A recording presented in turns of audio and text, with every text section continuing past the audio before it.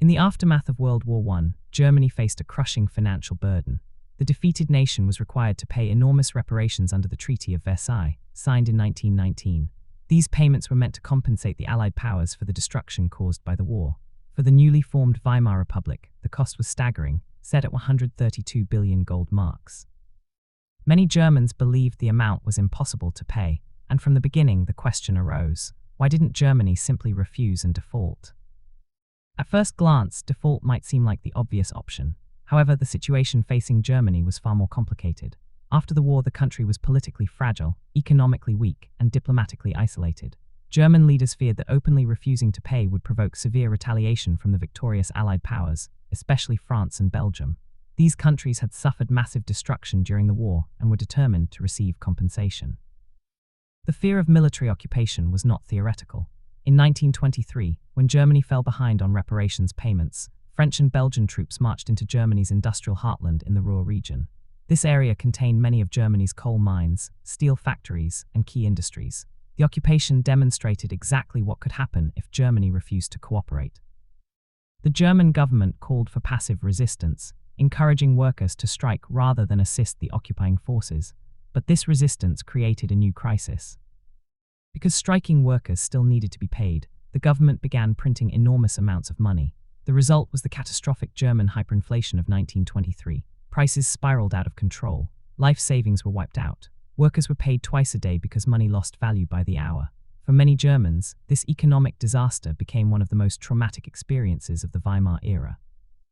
This crisis showed German leaders that outright defiance could quickly spiral into chaos. Defaulting completely risked permanent occupation of key industrial regions, which would have crippled the country's ability to rebuild its economy.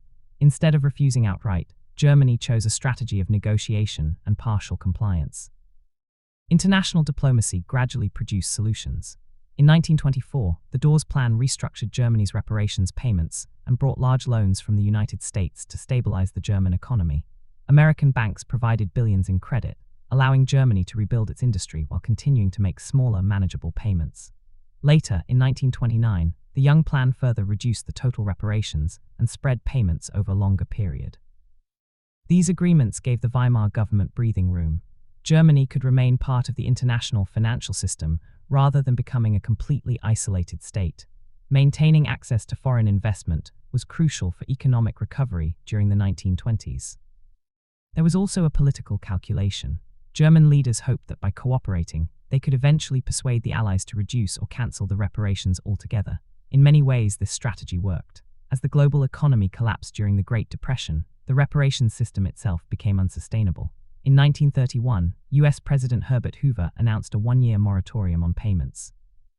The following year, at the Lausanne Conference of 1932, most remaining reparations were effectively cancelled. By that point, Germany had paid only a fraction of the original amount demanded in 1919. The system collapsed not through a dramatic refusal, but through economic pressure and international negotiation. So the reason Weimar Germany did not simply default was rooted in fear, strategy, and diplomacy. An immediate refusal could have led to military occupation, economic isolation, and political collapse. Instead, German leaders attempted to manage the burden while pushing for revisions to the system. In the end, the reparations regime fell apart on its own, as global economic forces made the original demands impossible for anyone to sustain. If you enjoyed this video, then like the video, drop a comment, and subscribe to the channel.